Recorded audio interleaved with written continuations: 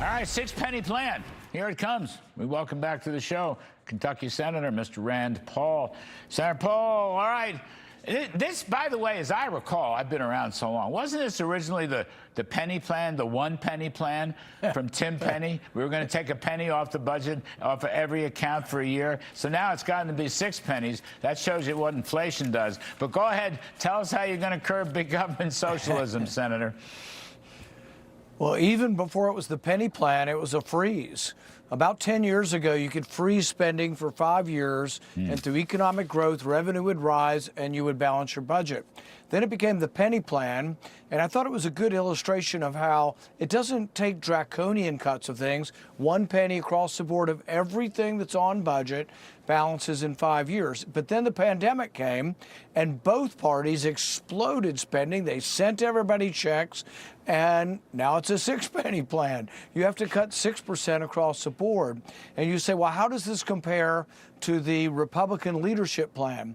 Well, we just voted on that last week. Not really because they intend to follow it, but because they're going to use it for this reconciliation project of, overcoming the filibuster to pass spending. But the Republican budget doesn't balance in 10 years, doesn't balance ever. At the end of 10 years, still has $600 billion debt in a year. Mine balances in 5 years because that's what we've always wanted with the balanced budget amendment, and I think that's the least we can do. All right, so assuming such a thing is possible on the spending side, Senator Paul, I want to raise, you mentioned growth before. You mentioned growth. To me, you can't imagine a balanced budget or even a significant slowdown in spending and deficits unless we get growth. Growth means 3% plus, 4% preferably. And I just want to raise with you, I want to see reconciliation. Okay, that's the only way to get anything done anymore. But you got to have some tax reform in there. Grover Norquist was here last night. Steve Forbes and I, Laffer. How about, for example, capital gains tax cut, adjusted for inflation, index it for inflation like everything else? That's one idea that would help economic growth. Why not? There's got to be a growth component. Now, Larry, that's a very great and modest idea. Why don't we just eliminate capital gains? Why tax things more than once? Let's tax it once when you cash out and you take a profit. Let's don't have capital gains taxes. Well, what if you had 15% cap gains, 15% personal income, 15% corporate income? Now this economy would take off at 5% a year. And then you can have 6 pennies. Absolutely. I'll give you 7 or 8 pennies. It's okay. Yeah, absolutely. But the only thing is it isn't just one side of the ledger. I'm all for that.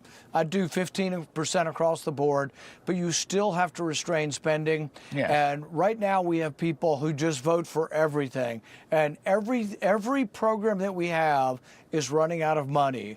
Medicare, Social Security, food stamps, welfare.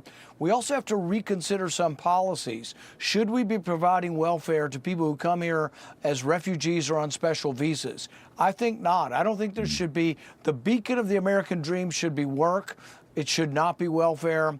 We forbid welfare if you come here legally, but we end up giving it if you come as a refugee. But we have hundreds of thousands of refugees and special visas. I don't think we should be giving them any welfare. If you want to work, fine. If you don't work, you go back home. Amen to that. And by the way, Steve Moore was talking to us last night.